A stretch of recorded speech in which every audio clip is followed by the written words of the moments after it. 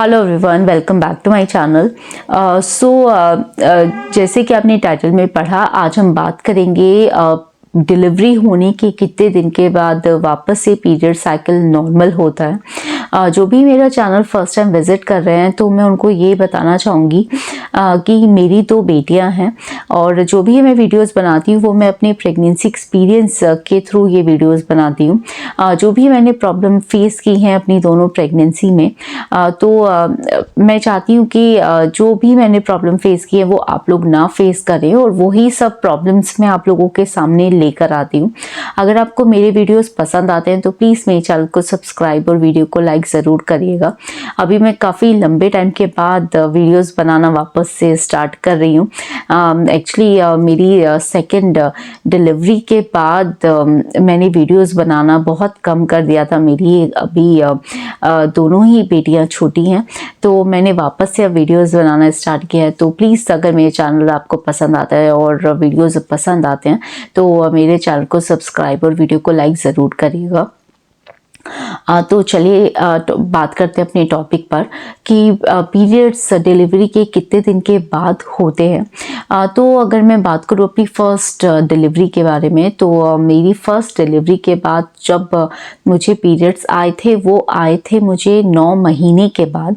और मैंने कोई मेडिकेशन या कोई दवाई कुछ नहीं लिया था, क्योंकि मुझे सबने यही एडवाइस किया था कि डिलीवरी होने के बाद पीरियड्स काफ़ी लंबे टाइम के बाद आते हैं। ये बॉडी टू बॉडी भी डिपेंड करता है और किसी फीमेल्स में ये 1 ईयर भी हो सकता है कि 1 साल के बाद आपको पीरियड्स आए, आपका नॉर्मल पीरियड साइकिल स्टार्ट हो।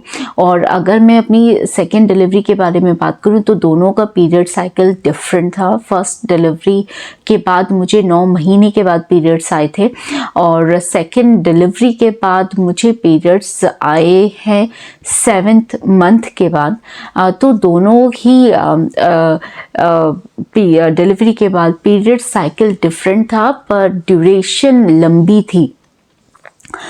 तो जो भी फीमेल्स पीरियड्स के लिए स्ट्रगल कर रही हैं या जो भी ये टॉपिक सर्च कर रहे हैं कि उनको पीरियड्स नहीं आए हैं डिलीवरी के बाद, तो ये एक बहुत ही नॉर्मल है।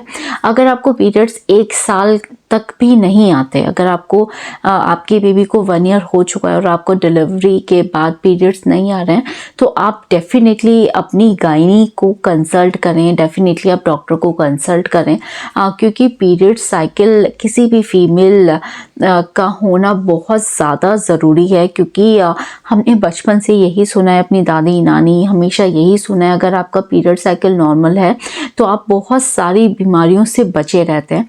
और पीरियड्स होना इज़ वेरी गुड, ये बहुत ही अच्छी बात है जिसको हम हिंदी में महामारी भी बोलते हैं। आजकल बहुत सारे बच्चों को बहुत अर्ली एज में ये स्टार्ट हो जाते हैं कि 13 ईयर्स में, जब वो 13 साल के होते हैं या 14 ईयर्स के होते हैं तो पीरियड्स उनके स्टार्ट हो जाते हैं।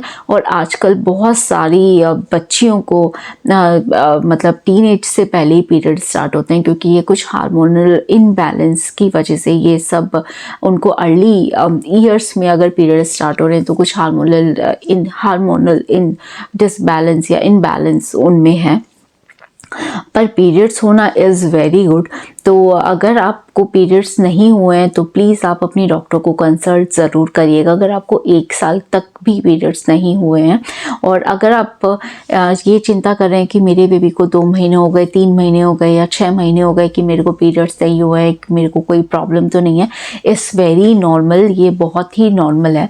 क्योंकि जब मेरी फर्स्ट डिलीवरी हुई तो मैंने डॉक्टर से कंसल्ट किया था कि मेरे को अभी तक भी पीरियड्स नहीं है, तो डॉक्टर ने मुझे बोला it is very normal, you don't need any medication, आपको कोई भी दवाई की ज़रूरत नहीं है अगर आपको पीरियड्स नहीं आए हैं। तो अगर आपको कोई फिज़िकल प्रॉब्लम फेस हो रही है, अगर कुछ आपको कुछ दिक्कत महसूस हो रही है तो वो कंसल्टेशन आप मेरे से कर सकते हो। अगर आपको पीरियड्स की कोई प्रॉब्लम है तो वेरी नॉर्मल, इसमें कोई भी किसी भी तरीके की आपको दवाई की ज़रूरत नहीं है। It's up to you if you want. अगर उन्होंने मुझे यही बोला, अगर आपको पीरियड्स आपको ये है कि हाँ कि मुझे पीरियड्स आने चाहिए अभी कि बहुत ज़्यादा लंबा टाइम हो गया तो आप मेरे से कोई भी मेडिसिन लिखवा सकते हैं ताकि आपको पीरियड स्टार्ट हो जाए, और पर वो बहुत नॉर्मल है। तो मैं सिर्फ यही आपको एडवाइस करूँगी कि please don't worry at all. और अगर आपको पीरियड्स नहीं आ रहे हैं तो डेफिनेटली आपको कोई बीमारी नहीं है और वापस से स्टार्ट हो जाएंगे जल्दी। So thank you so much. अगर आपको मेरा वीडियो पसंद आए तो प्लीज़ मेरे चैनल को सब्सक्राइब और वीडियो को लाइक ज़रूर करना, और मैं आगे भी इसी तरीके के इन्फॉर्मेटिव वीडियोज़ आपके लिए लाती रहूँगी। Thank you so much. Bye.